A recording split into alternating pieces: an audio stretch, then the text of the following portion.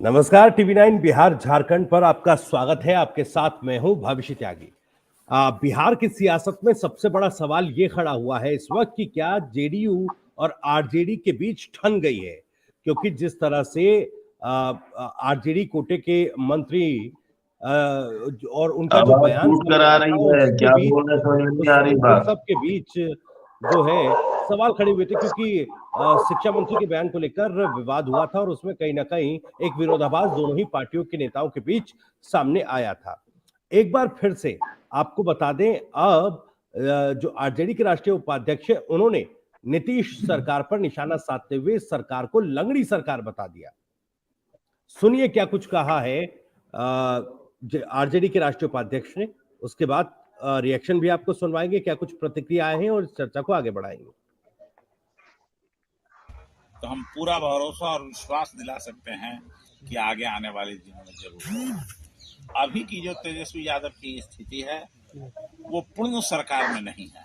मैं ये बात कर रहा हूँ, लंगड़ी सरकार है। ये गठबंधन की सरकार है, हुकूमत है।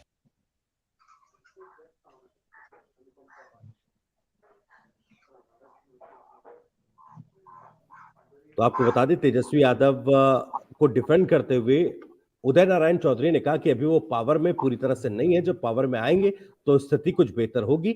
उन्होंने कहा कि अभी जो सरकार है वो लंगड़ी सरकार है। इस पर जेडीयू का रिएक्शन क्या है, जरा ये भी सुनिए।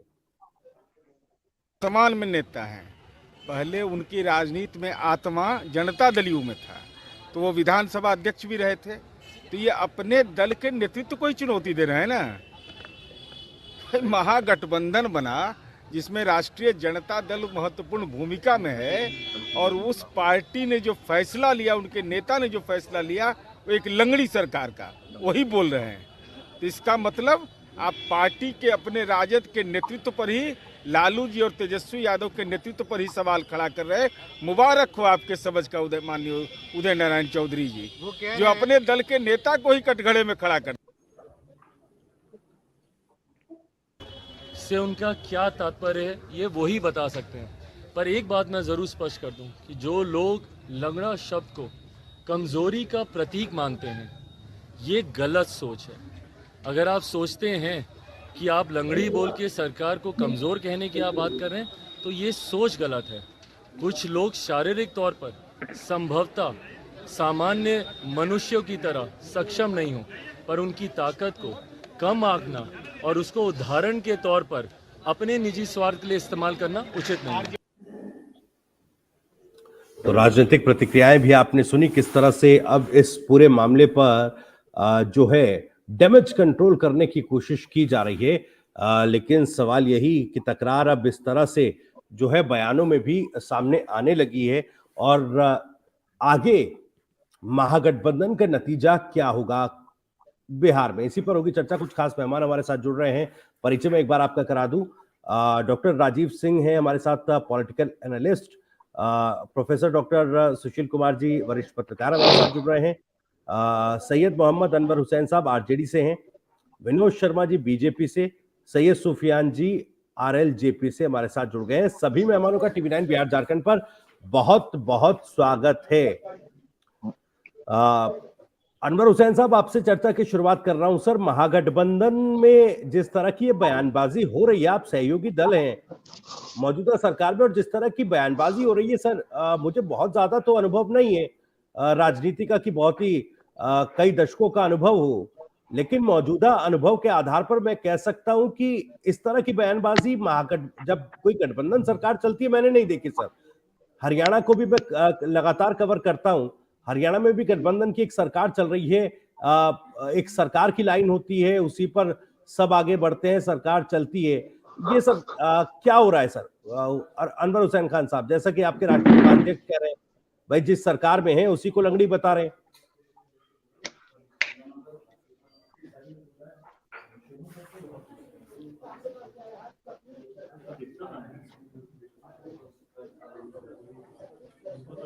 अनवर जी, मेरा सवाल सुन पाए क्या आप?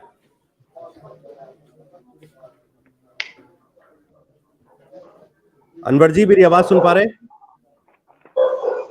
हेलो, आवाज बहुत टूट टूट के आ रही है। ऑडियो क्वालिटी मेरी दुरुस्त करें। कौन क्या बोल रहा है, बात समझ में नहीं आ रही मेरा है। मेरा सवाल सुन पाए क्या सर आप?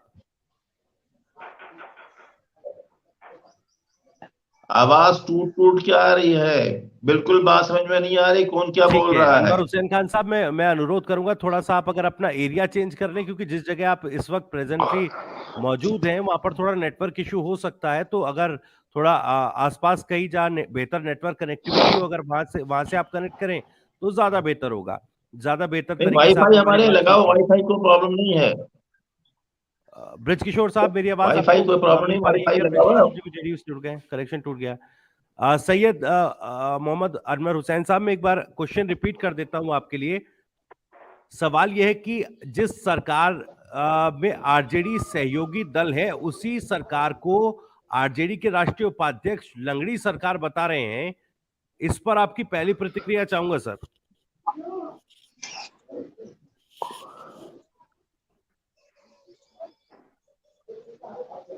हसन, वाईफाई चेक करो तो ठीक है। अनवर वाईफाई हुसैन के साहब चेक तक करो, आवाज ठीक है। अनवर हुसैन साहब तक नहीं पहुंच पा रही है। मैं ठीक है, डॉक्टर राजीव सिंह साहब, मैं आपके पास आ रहा हूं सर। आपकी पहली प्रतिक्रिया, जो बिहार में घटनाक्रम चल रहा है सर, एक के बाद एक, अब तो आश्चर्य भी नहीं होता। और जैसे मैंने पहले अपनी बात में कहा कि मुझे बहुत ज्यादा अनुभव नहीं है, लेकिन जितना भी मेरा पत्रकारिता का अनुभव और राजनीति को कवर करने का अनुभव रहा है, उसमें मैंने गठबंधन में इस तरह की जो जिसको एक देसी शब्द में कहते हैं ना, जूतम पैजार होना, मैंने सर इस तरह की स्थिति नहीं देखी।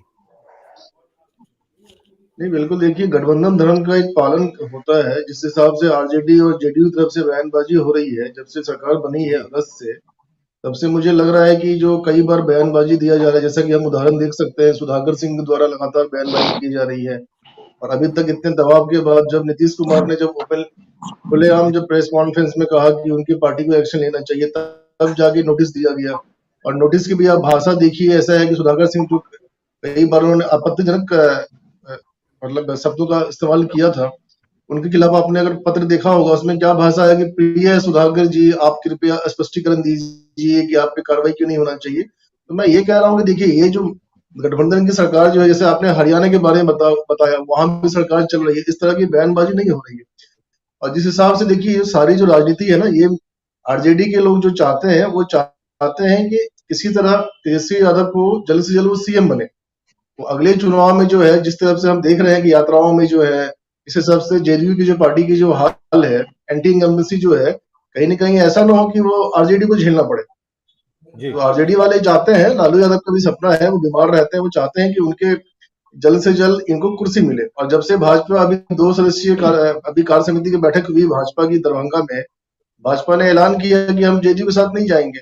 जिस तरह से बयानबाजी हो रही है, तो अब मुझे लगता है कि इस तरह से ये आरजेडी की तरफ से प्रेशर बनाने का प्रयास है नीतीश कुमार को, कि आप जो है दिल्ली देखें, आप दिल्ली को देखें, और यहाँ पे जो गद्दी है वो तेजस्वी यादव को किया। तो ये कहीं ना कहीं एक तेजस्वी यादव को सीएम बनाने का प्रयास है, और ये नीतीश कुमार और जेडीयू को दबाव में लाने का ये प्रयास मैं देख रहा हूँ इस चीज को। जी भवेश जी, ठीक है सर, मैं अनम्यूट लौटूंगा करिए, आपके अनम्यूट। पास। ठीक है सर, लौटूंगा मैं आपके पास। ब्रिज किशोर ठाकुर साहब भी हमारे साथ जुड़ रहे हैं जनता दल यूनाइटेड से। ब्रिज किशोर जी, मेरी आवाज सुन पा रहे हैं क्या आप? बहुत बहुत स्वागत सर आपका। जी जी, आवाज आ रही है।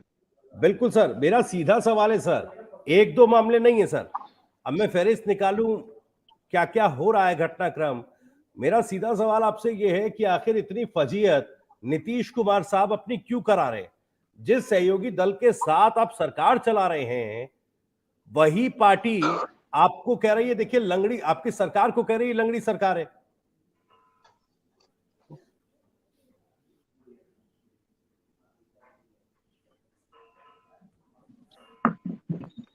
ब्रिज किशोर जी, सवाल सुन पाए सर मेरा? ब्रिज किशोर साहब, पूरा मेरी आवाज सुन पाए आप? आवाज क्लियर नहीं आ रहा है सर। सर आज तो आरजेडी जेडीयू दोनों को आवाज क्लियर नहीं पहुंच रही है सर। अब आवाज आ रही अजीब है। इत्तेफाक है सर। किसी का सबके नेटवर्क आजकल मुझे लग रहा है खराब ही चल रहे हैं सर, इसीलिए इस तरह की बयानबाजी हो रही है। जो नेटवर्क जोड़ने की कोशिश की थी सर, तार उल्टे मिल गए लग रहा है, और इसी तरह के आरोप लग रहे थे कि तार उल्टे ही मिले।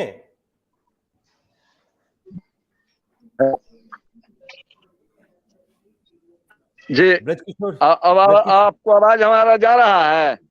आपकी आवाज मिल रही है सर मुझे। मेरा सवाल आप सुन पाए क्या, मुझे जरा बताइएगा।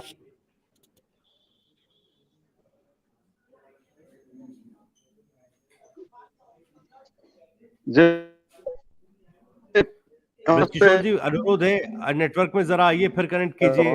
अनवर हुसैन साहब, एक बार फिर से आपके पास आ रहा हूं, सुन पा रहे हैं क्या सर आप? जी बिल्कुल आप सर, थोड़ा क्वालिटी इंप्रूव हुई है, ऑडियो क्वालिटी इंप्रूव हुई है। हाँ ठीक है सर।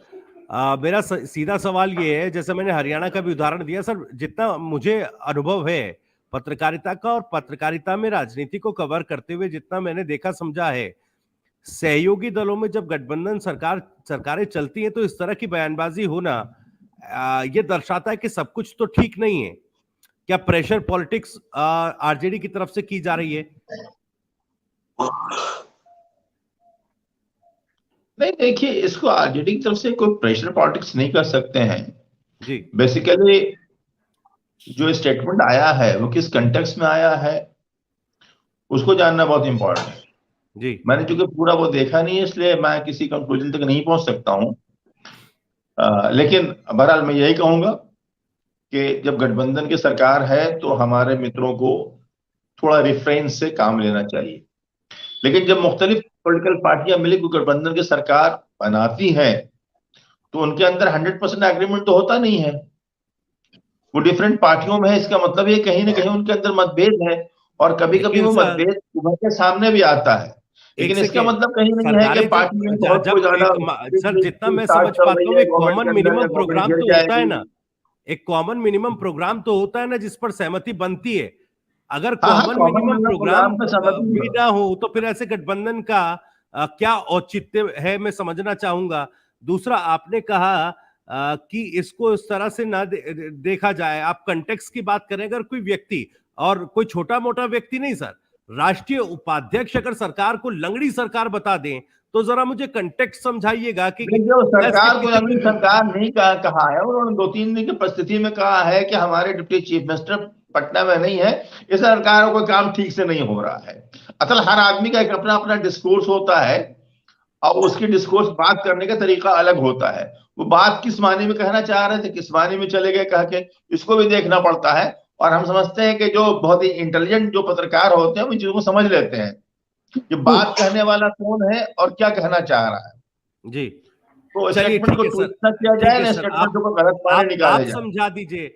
हम कोशिश करते हैं समझने की, शायद उतनी बुद्धि तेज ना हो हमारी। नहीं, मैं जी आप अच्छी तरह समझ रहे हैं। सरकार का मतलब क्या होता है, जरा आप समझा दीजिए।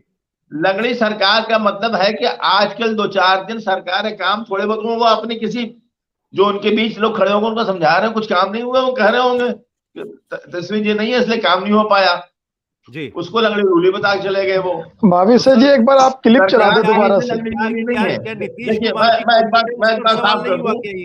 मैं एक बात कह दूं, सरकार कहीं से लंगड़ी रूली नहीं है मौजूद, लेकिन बहुत सारे इश्यूज होंगे जिसमें हमारी पार्टी का और जदयू का आपस में इख्तलाफ होगा, और वो खामोशी से टॉप लीडर्स है वो बैठ के उसको तय करते होंगे, इसमें कोई वो नहीं है कहने का। जी हाँ, लेकिन ये भी मैं इस बात से करता हूँ, ये जो खींचतान है इसको उभर के बाहर भी इस तरह से नहीं आना चाहिए जिस तरह से बाद स्टेटमेंट की वजह से आ जाता है। ये तो बिल्कुल आएगा ना सर, क्योंकि एक के बाद एक बयान इस तरह के हो रहे हैं। सुधाकर सिंह से लेकर देख लीजिए, तमाम चीजें हैं, और कई नेता और हैं। एक एक्शन आप बताइए, ठीक है, सुधाकर सिंह कैबिनेट से, लेकिन पार्टी स्तर पर कौन सी कार्रवाई? पार्टी स्तर पर अगर कोई आगामी कार्रवाई हो गई होती, सर मैंने एक शब्द का इस्तेमाल किया था, अनवर हुसैन साहब सुनिए, देसी शब्द है सर, जूतम पैजार की स्थिति लगती है ये। आप इससे कितना भी मुंह छुपाते फिरें, अनदेखा करते फिरें, लेकिन दुनिया, प्रदेश समझ, पूरी दुनिया, पूरा देश, पूरा प्रदेश समझ रहा है कि जो अभी सरकार चल रही है, दोनों पार्टियां जो सहयोगी दल हैं, उसमें जूतम पैजार हो रही है। नहीं, जूतम पैदार का लफ्ज थोड़ा सा ज्यादा कड़ा लफ्ज इस्तेमाल कर रहे हैं जी। देखिए, असल में ये पार्टियां हमारी जो गठबंधन सरकार है, बेसिकली जो पॉलिटिकल बैकग्राउंड है सोशलिस्टों का बैकग्राउंड है जी। और सोशलिस्ट अपनी भाषा बोल अपनी बात कहने बहुत ज्यादा बना हुआ नहीं रहता है, वो कहीं ना कहीं अपनी बात कह जाता है, कभी आपने हुकूमत सर के खिलाफ भी बोल जाता है, कभी पैजार अपनी शब्द पार्टी को के थोड़ा खिलाफ भी बोल जाता है। सख्त और तल्ख तो शब्द का, इसको उसी एक सेकंड हुसैन साहब सुनिएगा, उसको उसी संदर्भ में आपने लेना चाहिए। आपने नहीं नहीं ठीक उसको है उसी सर, संदर्भ में लेना चाहिए। मैं आपकी बात समझ रहा हूँ। आपने कहा जी पॉलिटिकल पार्टीज जब गठबंधन में चलती है तो अपना अपना डिस्कोर्स होता है, अपनी अपनी जी बात कहने की भी स्वतंत्रता है, नहीं ठीक है नहीं, सर। पॉलिटिकल एक पार्टी के सेकंड डिस्कोर्स सुनिए में नहीं, सुनिए मैंने सर। कहा इंडिविजुअल, हाँ मैंने इंडिविजुअल्स के डिस्कोर्स की बात की है, ठीक है, इंडिविजुअल डिस्कोर्स भी हो सकता मैंने है, इंडिविजुअल्स के बिल्कुल डिस्कोर्स बिल्कुल, की बात हम की उसको है। लोकतंत्र का और नाम भी दे सकते हैं, उनका देखिए बिल्कुल सर, दो मैं लोगों का सहमत हूँ डिस्कोर्स आपसे। पैटर्न, जी, देखिए मैं दो लोगों आपसे का सहमत हूँ डिस्कोर्स, सर, यहाँ तक मेरी बात मैं सुनिए, आपसे दो सहमत लोगों हूँ। का आगे मेरा डिस्कोर्स सवाल पैटर्न, सुनिए, एक हमारे आगे मेरा उदय सवाल नारायण सुनिए सिंह सर। जी का और जी, एक वो उनका जो हमारे आगे मेरे मुख्यमंत्री विराज सिंह, ठीक है, इनका आगे मेरा डिस्कोर्स सवाल है सुनिए ना थोड़ा सर। सा। इंडिविजुअल डिस्कोर्स भी हो सकता है, कांग्रेस जी पार्टी भी राजस्थान में यही कह रही है आजकल कि देखिए हमारी पार्टी में तो लोकतंत्र है, सबको सब कुछ बोलने का अधिकार है। लेकिन सवाल ये जूतम पैजार शब्द को आपने कहा कि बड़ा तल्ख और सख्त शब्द आपने इस्तेमाल कर लिया, लेकिन सर अपनी बात कहने का आपको नहीं लगता लंगड़ी सरकार शब्द का इस्तेमाल किए बगैर भी अपनी बात रखी जा सकती थी? क्या ये नहीं ऐसा नहीं, शब्द उदय नहीं नारायण है सिंह जी ने एक जो बात फजीयत कही करा है, रहा है बताइए सरकार की? पार्टी कितने नहीं नहीं, पार्टी कितने प्रवक्ता उनके स्टेटमेंट के एग्जैक्टली सपोर्ट में आ गए हो अब तक? जी नहीं आए हैं। इसका मतलब वो इंडिविजुअल स्टेटमेंट्स है, वो पार्टी की स्टेटमेंट को रिप्रेजेंट नहीं कर रहे हैं। लेकिन पार्टी का जो इंडिविजुअल डिस्कोर्स गठबंधन है, नहीं नहीं, मैं जदयू के ये कह रहा साथ हूं वो सर, ठीक ठाक है, मैं वो ये चल रहा है। मैं थोड़े ये बहुत कहने की इश्यूज पे कोशिश कर रहा अख्तिलाफ हूं, रहेंगे, वो उभरते इंडिविजुअल रहेंगे। डिस्कोर्स भी है, इंडिविजुअल बयान भी है, उसमें सरकार की फजीयत कराने की जरूरत क्यों आन पड़ी? और क्या आपको नहीं लगता इस तरह के शब्दों से ये अपनी ही सरकार के लिए इस्तेमाल करने के लिए सटीक शब्द है क्या सर? भाई देखिए, वो सीनियर लीडर है पार्टी के, मैं कोई कमेंट नहीं करना चाहता हूं। मैंने कहा ना जी कि जो मानी निकल के आ रहा वो अफसोसनाक है, लेकिन मैं नहीं समझता कि उन्होंने ये बात कहनी चाहिए है। वो दो ठीक है, तीन चीजें किसी कंटेस्ट में, किसी काम कंटेस्ट में कह निकले हैं कि तेजस्वी ये नहीं है, इसलिए उनको लगता है काम ठीक से नहीं हो रहा है। जी भाई सीएम पटना में हो या ना हो, डिप्टी सीएम पटना में ना हो, इनका इनका कंट्रोल है, काम तो चलता ही रहता है, काम थोड़ी रुक ठीक है, जाता है उसकी वजह से। जहां है वो सीएम है, जहां है वो डिप्टी सीएम है। ठीक है सर, मैं लौटूंगा आपके पास। और सुशील कुमार जी आप कुछ कहना चाह रहे हैं, लेकिन उससे पहले मैं कोशिश कर रहा हूं कि ब्रिज किशोर जी से एक रिएक्शन ले लूं। ब्रिज किशोर साहब सुन पा रहे हैं आप? जी ब्रिज जी किशोर जी मेरी आवाज? हाँ सर, सवाल ये कि आखिर नीतीश कुमार जी अब जिस जी तरह का बयान आया राष्ट्रीय उपाध्यक्ष का आरजेडी के, वो तो सर सीधे सरकार की फजीयत करा रहे हैं। नीतीश कुमार सरकार की भाई ऐसे लोगों पर अगर सरकार की किरकिरी कोई इस तरह के शब्दों के इस्तेमाल से करा रहा है तो उस पर कार्रवाई होनी चाहिए।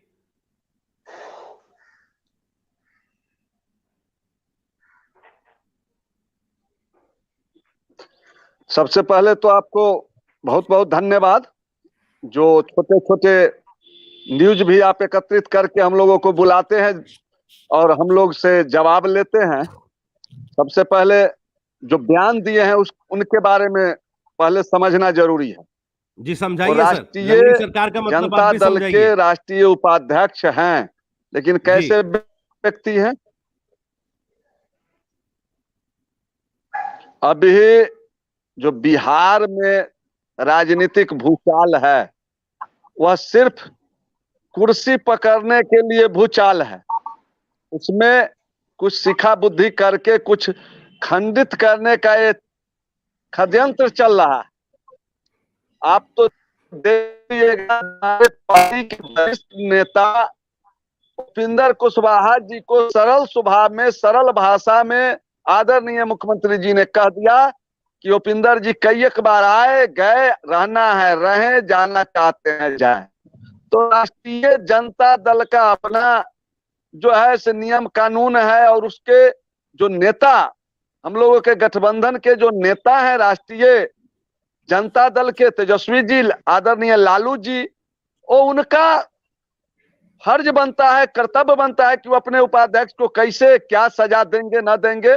हम लोग को पार्टी पर, हम लोग के सरकार पर कोई असर नहीं पड़ने वाला है और उनको सिखा के बुलवाया जा रहा है। पूरे देश में, पूरी कुछ दुनिया में लोग फजीयत तो हो रही है ना बिहार सत्ता सरकार सुख की। में मंत्री पद पाने के लिए, कुछ अरे लोग सर मजबूरी क्या है? ब्रजकिशोर ठाकुर साहब, मैं तो कह रहा हूँ नीतीश कुमार साहब की मजबूरी आखिर क्या है भाई? उनकी ऐसा सरकार देखिए, को घर में लंगड़ी सरकार कोई कह रहे हैं सर, ये तो फजीयत कराने वाली बात हो गई। और उसमें आप लोग कोई एक्शन नहीं ले पा रहे हैं, कोई स्टैंड नहीं ले पा रहे हैं, ये तो नहीं बड़ा नहीं, सवाल है ना सर। मजबूरी नहीं है। देखिए, घर में एक दो सदस्य, जिस तरह घर में एक दो, नहीं नहीं, सुनिए, घर में एक दो सदस्य होते हैं ना, जब बैठ के खाने वाले या कुछ बात बनाने वाले, वैसा ही संगठन में, पार्टी में, गठबंधन में एक दो व्यक्ति ऐसे हैं जिनको बोलने का बीमारी है, तो उसे हम दूर कर सकते हैं, ना आप दूर कर सकते हैं। और जहां तक की बात है, आप सुधाकर जी को लीजिए, उनसे मंत्री पद का जैसे रिजाइन कराया गया, ऐसे गठबंधन मजबूती के साथ सरकार चला रही है। सरकार में कहीं मिनमेक नहीं है। दो चार लोग हैं जिनको लोभवश, कुछ स्वार्थवश कुछ बुलाया जाता है, कुछ वक्त लेकिन देते हैं। ब्रजकिशोर साहब, एक इससे सेकंड, कोई सरकार अनवर हुसैन पर साहब यहाँ कुछ तो खुद कोई कह रहे हैं, नीतीश अनवर कुमार जी हुसैन पर साहब असर बैठे हुए पड़ने ना वाला आरजेडी से, नहीं। वो तो खुद मान रहे हैं कि तेजस्वी यादव नहीं है, काम नहीं हो पा रहे हैं। वो तो खुद ये बात कह रहे हैं बैठकर यहाँ पर कि काम हो ही नहीं पा रहे हैं। अच्छा, नीतीश कुमार साहब की कॉम्पिटेंस पर सवाल है सर बड़ा। राजद, देखिए, वो राजद के लोग हैं, तो वो अपने नेता के बारे में कर रहे हैं जो उनके नेता का विभाग का काम नहीं हो रहा है, और उनके तो आप ये कह नेता रहे हैं अनवर के हुसैन खान विभाग साहब को भी वो बीमारी है जिसका मुख्यमंत्री जी जिसका करे। जिसका नहीं जिक्र आपने नहीं साहब, मेरे सिलसिले में आप कुछ कह रहे हैं भरद्वाज जी? मैंने कोई ऐसी बात नहीं की कि तेजस्वी यादव नहीं तो काम नहीं हो रहा है। नहीं आपने देखिए, डिस्कोर्स को समझिए, डिस्कोर्स को समर्थन किया ना आप मत सर। कीजिए। मैंने ये कहा कि उदय नारायण जी समझ रहे होंगे कि वो अगर तेजस्वी नहीं है तो काम नहीं हो रहा, तो चार काम की बात होगी, उसका उन्होंने बात कर दी होगी। मैंने कहा पहले आपसे उदय नारायण ने किस तरह से बात की मुझे नहीं मालूम। उनके स्टेटमेंट को मैं एक्सप्लेन कर रहा था। मैंने ये कहीं नहीं कहा कि तेजस्वी यादव नहीं इसलिए काम नहीं हो रहा है। मैं ऐसे शैलो अंडरस्टैंडिंग नहीं रखता हूँ पॉलिटिक्स का और गवर्नेंस का, तो जो मैं ऐसी बात कर जाऊँ। देखो, तो ये भी स्पष्ट कर दिए, कहीं भी सरकार में कोई नजर आएगा तो यादव जब कुछ बोल जाएंगे, जब लालू जी कुछ बोल जाएंगे, जब गगन सिंह कुछ बोल जाएंगे, तो मुझे हाँ पार्टी के अंदर कुछ रार पड़ रही है। अब इक्का दुक्का लीडर इधर उधर अपने बहुत सारे डिफरेंस होते, कभी बोल जाते हैं, कभी नहीं बोल जाते हैं। अनवर हुसैन साहब, सोशल मीडिया का जमाना है, आरजेडी में लालू यादव और तेजस्वी यादव के अलावा अगर कोई बात किसी व्यक्ति के पास है तो लेकिन मैंने ये नहीं कहा तेजस्वी यादव नहीं तो काम नहीं हो रहा है, तेजस्वी यादव उससे काम नहीं लिया जा रहा है। उस पद की कोई वैल्यू नहीं है सर, ये मान लिया जाए तमाम पद आरजेडी के। तेजस्वी यादव के पद की भी वैल्यू है और सीएम के भी पद की वैल्यू है। जो काम हो रहा है दोनों में सरकार ढूंढेगी। अगर वो कुछ कह रहे हैं तो कुछ सोच समझ के कहा होगा उन्होंने। कोई सोच समझ के उन्होंने नहीं कहा। जी बिल्कुल। वैसे सोशल मीडिया का जमाना है, हर वक्त कोई माइक ले खड़ा रहता है, हर वक्त आदमी का जहन हाजिर नहीं रहता कब कौन सी बात बोल जाए जी। और संदर्भ हमें नहीं मालूम, कंटेक्स्ट हमें नहीं मालूम, उनसे क्या बातचीत पहले चल रही थी जिस पर वो बात कर गए। ठीक है, लेकिन इंडिविजुअल डिस्कोर्स को समझने के लिए उसकी पूरी हिस्ट्री को सामने रखना पड़ता है। ठीक है सर। मैंने कहा 2-3 लोग हैं जिनका डिस्कोर्स हमेशा उलट पुलट होता रहता है, कभी कभी वो खुद नहीं समझते क्या कहने जा रहे हैं, वो क्या कह रहे हैं। सर जब ऐसे लोग अगर कुछ 2-3 लोग हैं जिनका इंडिविजुअल डिस्कोर्स उलटता पलटता रहता है, तो सर पार्टी में ऐसे लोगों पर कार्रवाई करने की जिम्मेदारी भी तो आपकी है, आपकी भी तो पार्टी की फजीयत हो रही है ना। ठीक है, मैं आऊंगा। सुशील कुमार जी आपका रिएक्शन, उसके बाद सैयद सुफियान आपके पास आ रहा हूँ। सुशील कुमार जी। देखिए, राजनीति में जब स्वार्थों पर आधारित राजनीति होती है और स्वार्थों पर आधारित गठबंधन किए जाते हैं तो इस तरह की परिस्थितियां आती हैं।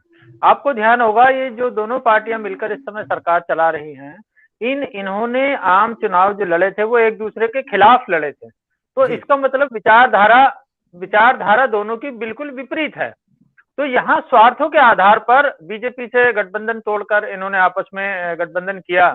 तो अब हुआ क्या है कि मुख्यमंत्री नीतीश कुमार बड़े मंझे हुए अनुभवी नेता हैं, उन्होंने गठबंधन किया अपनी सरकार बचाने के लिए, लेकिन जैसा कि परिस्थितियों से तथ्यों से लगता है इन्होंने विभाग भी कम मलाईदार विभाग दिए गठबंधन को और उनमें भी पावर नहीं दी। हो सकता है कुछ मंत्री ऐसे हों, मंत्री विदाउट पोर्टफोलियो या मंत्री विदाउट ऑफिस, उनके पास कोई एग्जीक्यूशन पावर नहीं है, इसीलिए इन्होंने इशारों में कहा है कि ये लंगड़ी सरकार है। अब वो लंगड़त्व जो है या लंगड़ापन वो क्या है वो उन्होंने नहीं बताया है, लेकिन अपनी टीस, अपनी खीज, अपनी निराशा उन्होंने जाहिर की है। और मेरे भी साथी प्रवक्ता बोल रहे थे और आपने भी शब्द यूज किया था जूतम पैजार, वो जूतम पैजार की स्थिति अभी नहीं आई है, अभी तो थोड़ा सा खींचतान की या नोक झोंक की स्थिति चल रही है और ये कुछ समय तक चलेगी। अगर आपस में बैठकर दोनों पार्टियां समझौता कर लेती हैं कि भाई इससे हम दोनों का ही नुकसान हो रहा है, जनता में इमेज ठीक नहीं जा रही है, एंड ऑफ कोर्स काम तो हो ही नहीं रहे हैं, वो आपका चैनल ही दिखा रहा है रोज, कभी किसानों के ऊपर लाठीचार्ज होता है, कभी युवाओं के ऊपर लाठीचार्ज होता है, कभी एसएससी और बीपीएससी के परीक्षार्थियों के ऊपर लाठीचार्ज हो रहा है, और मुख्यमंत्री जी अपना बोल देते हैं अरे कहाँ हुआ लाठीचार्ज, कब हुआ, मुझे तो पता नहीं है। तो वो बड़ी सरलता से इन तथ्यों को इग्नोर कर जाते हैं।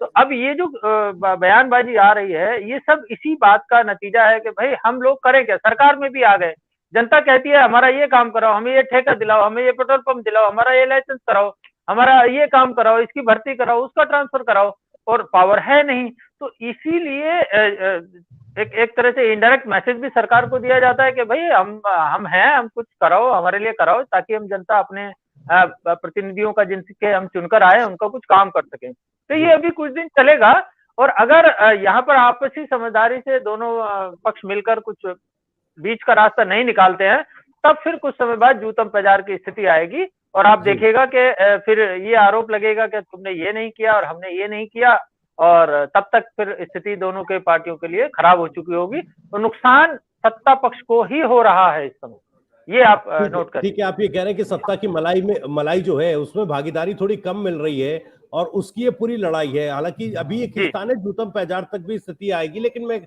मुझे जितना मेरी समझ, ठीक है आप मुझसे ज्यादा अनुभव रखते हैं राजनीति को आंकने का, बतौर पत्रकार आ रहा हूँ सर ठाकुर साहब, लेकिन एक रिएक्शन ले लूं पहले फिर आऊंगा। एक रिएक्शन सही है सुफियान साहब, आप भी कुछ बोलना चाह रहे थे रकीब की बात? जी बिल्कुल, बात आ रहा हूँ जी।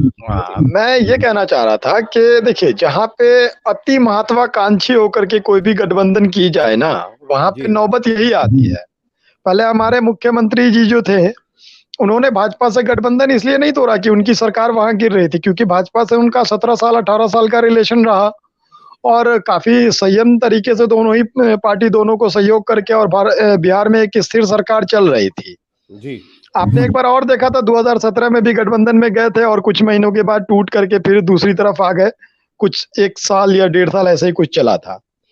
तो नीतीश कुमार जी हमेशा राष्ट्रीय इसमें राजद में हमेशा जाकर के वो असहज ही महसूस किए हैं, लेकिन महत्वाकांक्षा यहाँ ये थी कि पीएम उम्मीदवारी का बड़ा दावा चल रहा था और विपक्ष को एकजुट करने का, तो वो मुख्यमंत्री जी अति महत्वाकांक्षी होकर के चले गए वहां कि चलो वहां जाकर के आप पीएम उम्मीदवार बना जाए, क्योंकि भारतीय जनता पार्टी में तो अभी वैकेंसी है नहीं पीएम उम्मीदवार की।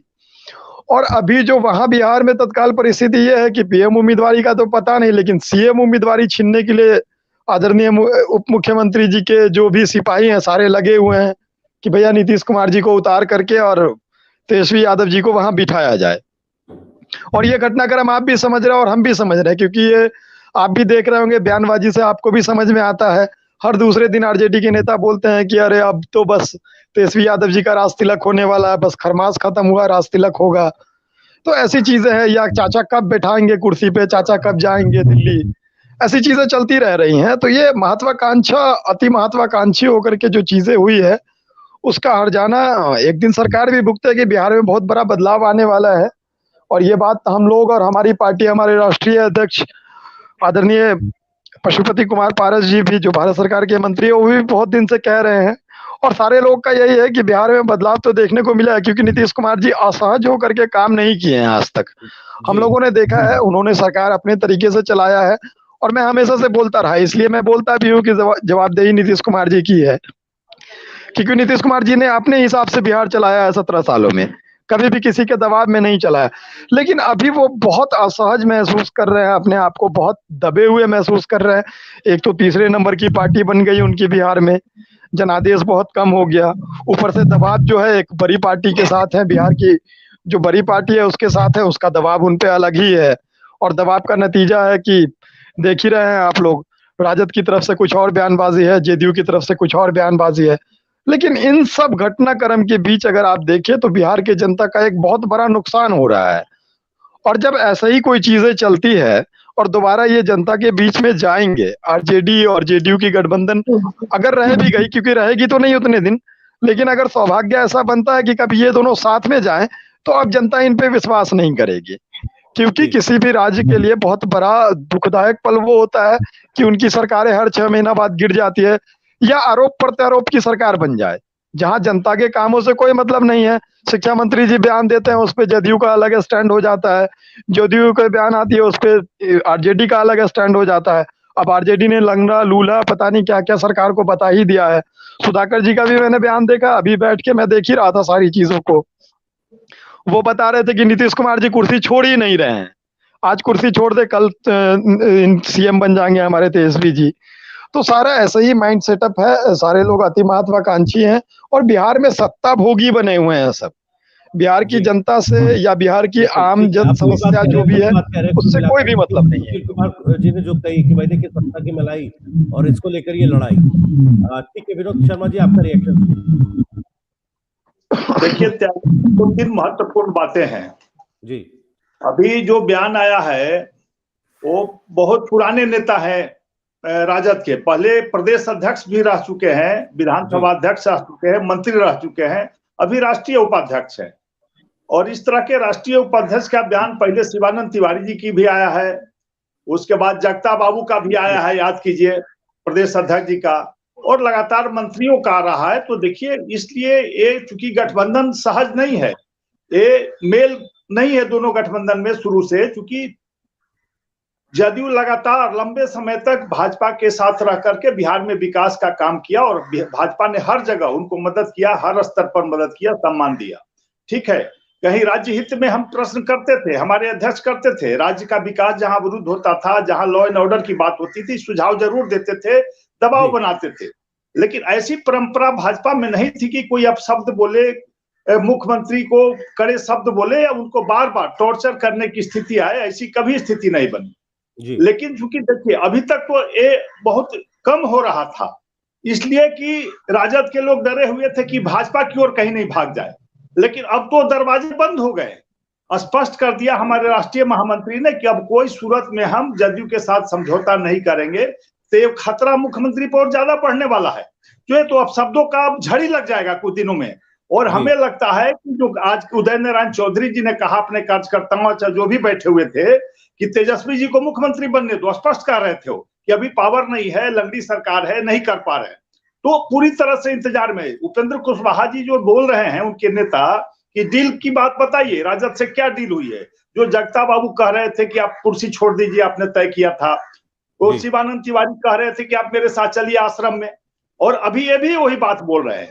तो निश्चित रूप से डील हुई थी कि तेजस्वी यादव को कुछ दिनों के बाद सत्ता देकर के आपको देश घूमना है। तो वो तो चारा खत्म हो गया, क्योंकि लालू जी ने फिर कांग्रेस के दबाव में कह दिया कि कांग्रेस के नेतृत्व में काम करना होगा, नहीं तो देश नहीं माफ करेगा। तो अब निराश हो चुके हैं मुख्यमंत्री जी भी, देखिए काफी निराशा में जूझ रहे हैं। कहीं न कहीं वो भी अप्रासंगिक बातें बोल देते हैं, ऐसी बातें कहते हैं जो लोग आश्चर्यचकित हो जाता है कि नीतीश कुमार के मुंह से इस तरह की बातें हो रही है। तो कहीं न कहीं वो भी काफी डिप्रेशन में आ गए हैं मुख्यमंत्री जी कि हम कहाँ फंस गए। लेकिन अब तो और डिप्रेशन बढ़ेगा। पहले तो बहाना था कि आप भाजपा में भाग जाइएगा, भाजपा हो सकता है ले ले, लेकिन वो दरवाजे अब बंद हो गए तो राजद का दबाव बढ़ जाएगा तेजी से। राजद अब चाहेगी कि इनको कम से कम जल्द से जल्द नाप दे। 4-5 विधायकों की जरूरत है, ज्यादा नहीं है। 4-5 विधायक अगर जदयू के छिटक कर इधर आ जाते हैं तो आदरणीय तेजस्वी यादव बहुत आराम से मुख्यमंत्री बन जाएंगे। और एक खतरा बढ़ चुका है और मुख्यमंत्री जी और जदयू के लोगों की बेचैनी बढ़ चुकी है। अभी नीरज कुमार बधाई दे रहे थे उदय नारायण चौधरी जी को, लेकिन वो भूल जाते हैं कि उनके भी सहयोगी रहे हैं। उदय नारायण चौधरी जी विधानसभा अध्यक्ष उनके साथ रहे हैं नीतीश जी के, तो वो सबका कमी जानते हैं। उदय नारायण चौधरी नीतीश कुमार को भी, राजद को भी जानते हैं, और निश्चित रूप से वो संकेत दे रहे हैं कि तेजस्वी यादव के हाथ में सत्ता आएगी और तब काम सुचारू रूप से चलेगा। और वो बहुत जल्द ही वो संभावना बढ़ेगी और हमें लगता है कि महीना 2 महीना में वो स्थिति हो जाएगी कि मुख्यमंत्री या तो स्वतः छोड़ दे कुर्सी या तेजस्वी यादव कुछ विधायकों को अपने साथ मिलाकर उनको सत्ताच्युत कर दे, और वो दिन बहुत जल्द आएगा। ठीक है ब्रजकिशोर साहब, आप जवाब भी दीजिएगा। और सवाल ये उठ रहा है सर, लड़ाई क्या मलाई को लेकर है सत्ता की, और दूसरा जो डील हुई थी जिसका जिक्र उपेंद्र कुशवाहा ने भी किया कि भाई आप जैसा कि बता रहे थे विनोद शर्मा साहब, लेकिन सवाल ये है कि ये जो बेमेल तार मिलाए नीतीश कुमार ने, इसका सबसे ज्यादा करंट नीतीश कुमार साहब को ही लग रहा है। किनारे लगा दिए गए हैं अब सत्ता, या यूं कहे कि कुर्सी जो है वो जाने में बहुत ज्यादा वक्त नहीं है। ठाकुर साहब आप जी, ये जो हमारे बड़े भाई विनोद जी जो कहे, ये अनुभवी लोग हैं, और इनको ये भी अनुभव है, जो उदय नारायण चौधरी जी जो बोले हैं वो अनुभव से बोले हैं। तो इनको ये अनुभव है कि वो विधानसभा अध्यक्ष भी रह चुके हैं, और उस की पार्टी जो हमारे गठबंधन में सरकार में सम्मिलित। दूसरा बात, इन्होंने कहा कि उनके पास बेचैनी है। आप इनसे पूछिए कि मेरा पार्टी और राजद में क्या बेचैनी है। हम दोनों दल के जो नेता गठबंधन जिस मुद्दे पर किए, उसमें कभी तेजस्वी जी या आदरणीय मुख्यमंत्री नीतीश कुमार जी या राष्ट्रीय अध्यक्ष ललन बाबू, इनका कोई गठबंधन पर कोई उल्टा सीधा बयान आया क्या? अब बेचैनी किसको है? उपेंद्र कुशवाहा जी के बात लेके कर रहे हैं। तो हमारे आदरणीय मुख्यमंत्री इतना सरल स्वभाव के हैं, जो भाजपा के नेताओं में अविश्वास होने के कारण दो उप मुख्यमंत्री के पद दे के उन्हें डीलिंग करके साथ निभाया, क्योंकि भाजपा में तो खुद टूटने का अभी भी डर है। अभी भी भाजपा जो है से कुशवाहा समाज को खुश करने के लिए पार्टी के विद्वान नेता, हम गर्व के साथ कह सकते हैं, आदरणीय नीतीश मिश्रा जी को साइड करके लोग सम्राट चौधरी को बोलने के लिए, फॉरवर्ड को गाली देने के लिए रखे हुए हैं, और नीतीश मिश्रा ऐसे विद्वान नेता को साइड किए हुए हैं। तो इनका पार्टी का तो खुद में अस्तित्वहीन है। और दूसरा बात कि आज इन्होंने कहा कि बहुत ही चरमराहर स्थिति है, जदयू समता मूलक समाज बनाने में विश्वास रखती है, उस पर कोई कटाक्ष करने वाले के ऊपर वार नहीं करता। आज पशुपति पारस जी जो हैं, जो नीतीश जी के रहमो कदम पर मंत्री बने हैं। बातों की जलेबी तो आपने अच्छी छान दी सर, बातों की जलेबी अच्छी छान दी आपने, लेकिन सवाल आखिर नीतीश कुमार इतने मजबूर क्यों हो गए, असहज क्यों हो गए?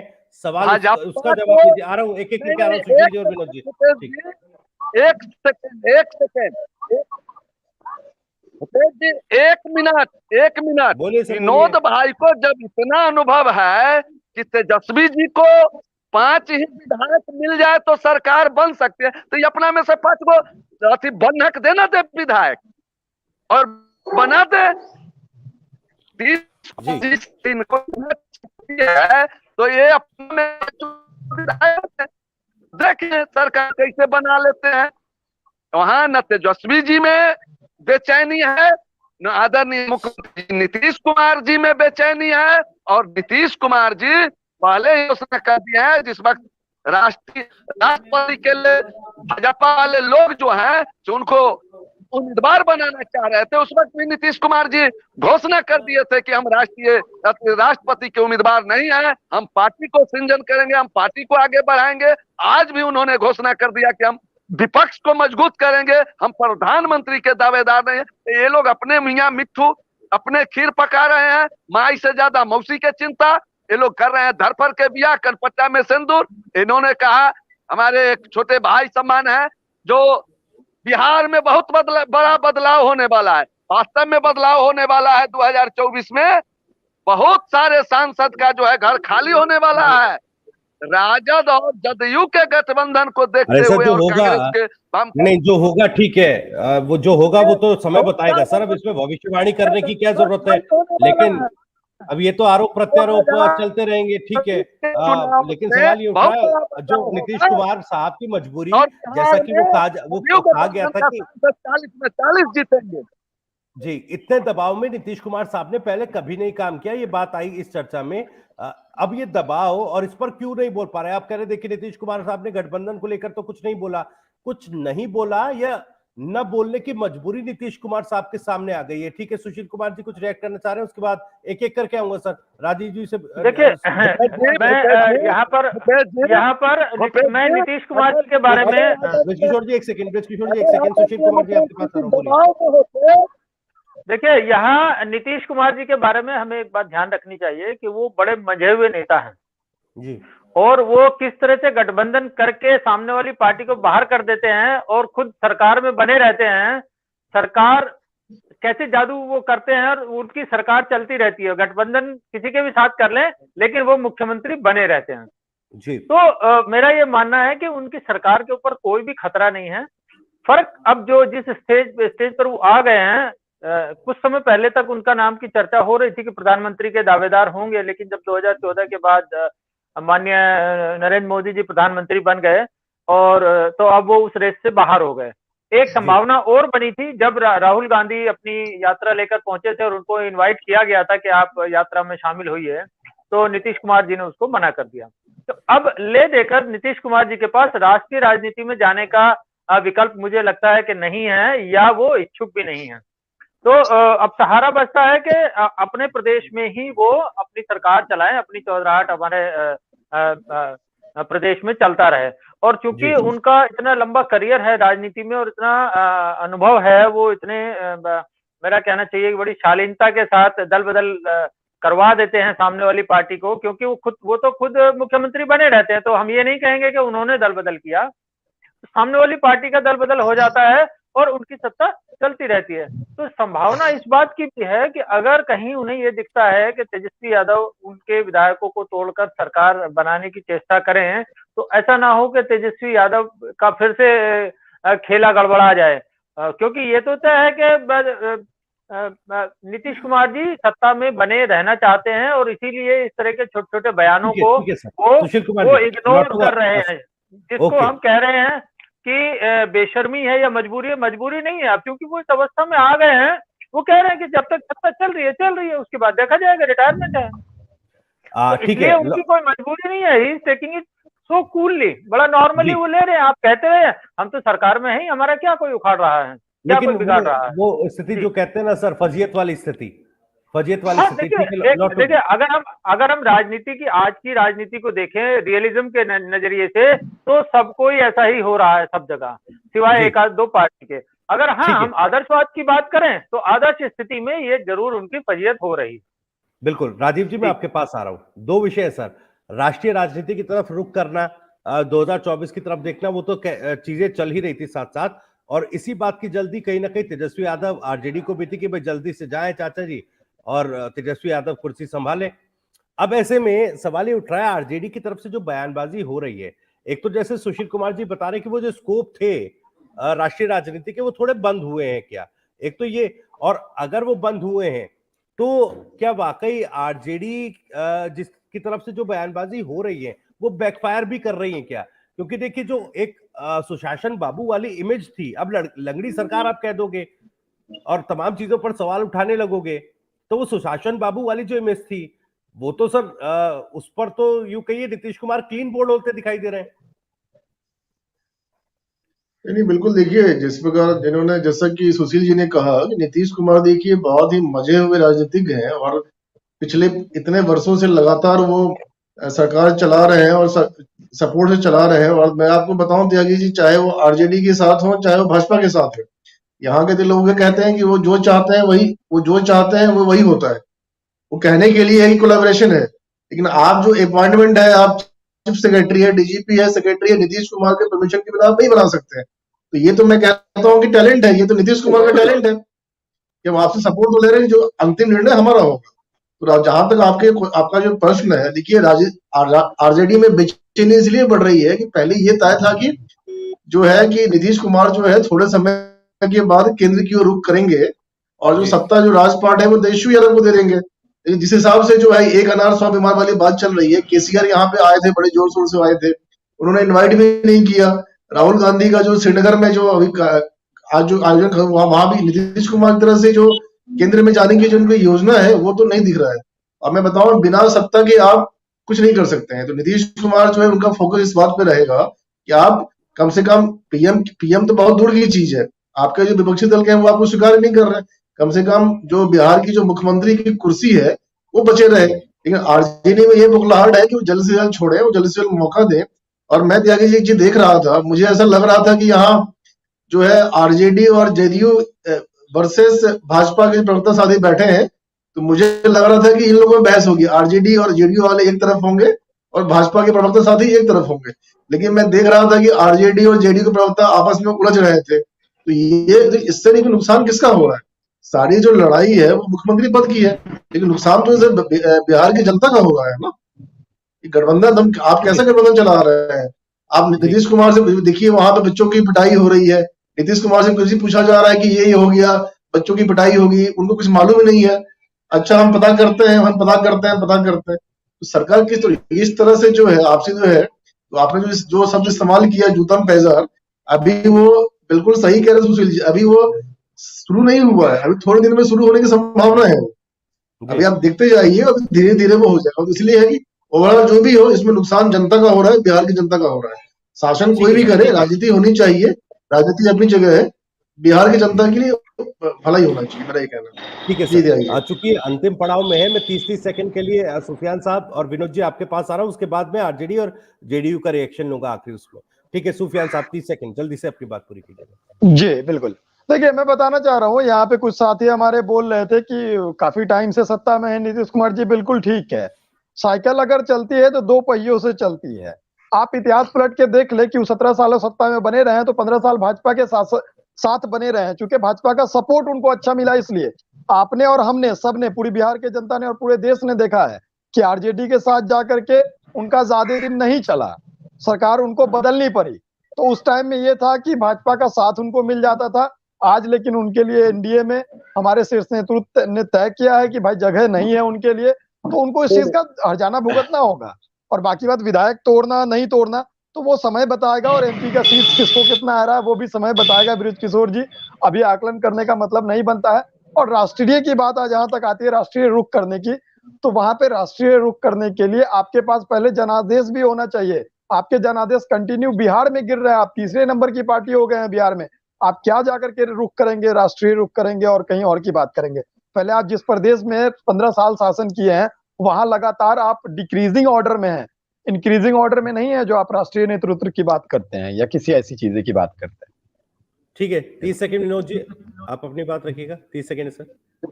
देखिए, बहुत विषम परिस्थिति है बिहार का, इसमें दो राय नहीं है। हम लोग की शुभकामना है कि नीतीश कुमार जी की जो कह रहे हैं जूतम पैजार वाली स्थिति बची रहे, क्योंकि अब वही केवल बच रहा है। क्योंकि उन्होंने चंद्रशेखर शिक्षा मंत्री से बयान वापस करने के लिए कहा, बयान वापस हुआ क्या? इनके पास कोई जवाब नहीं है।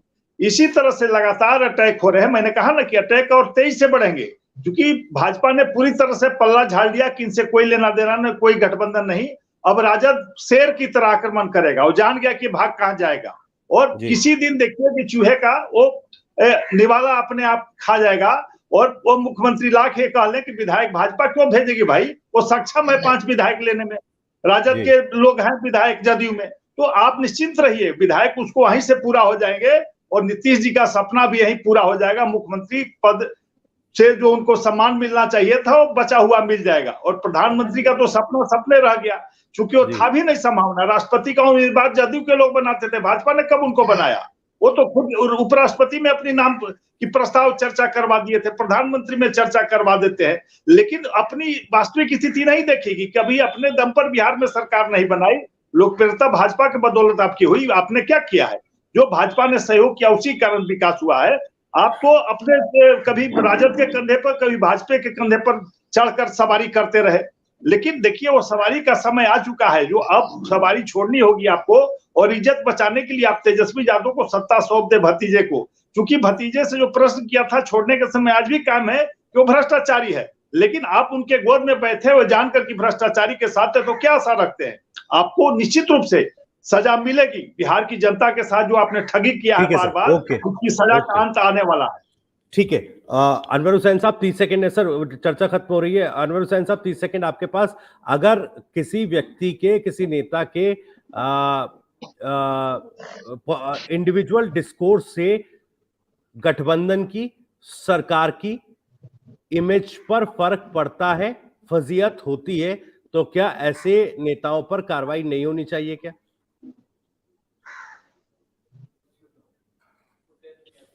जो पार्टी की, दोनों पार्टी की जो टॉप लीडरशिप है वो तय करेगी। उनसे पूछेंगे कि आपने ये स्टेटमेंट किस बयान पे दिया, किस बुनियाद पे दिया, क्या कहना चाह रहे थे आप जी। और एक स्टेटमेंट से ये नहीं कहा जा सकता है कि पार्टी के अंदर एक स्टेटमेंट नहीं सर, बार बार आ रही है आरजेडी की तरफ से, तो बार बार इस तरह की कोशिश हो रही है। आरजेडी की तरफ से कोशिश नहीं हो रही है। आरजेडी की पार्टी वैसी नहीं है जिसके यहाँ सबके अपने तमाम पर मुंह पर पट्टी बांध दी जाती, तुमको कुछ नहीं बोलेगा।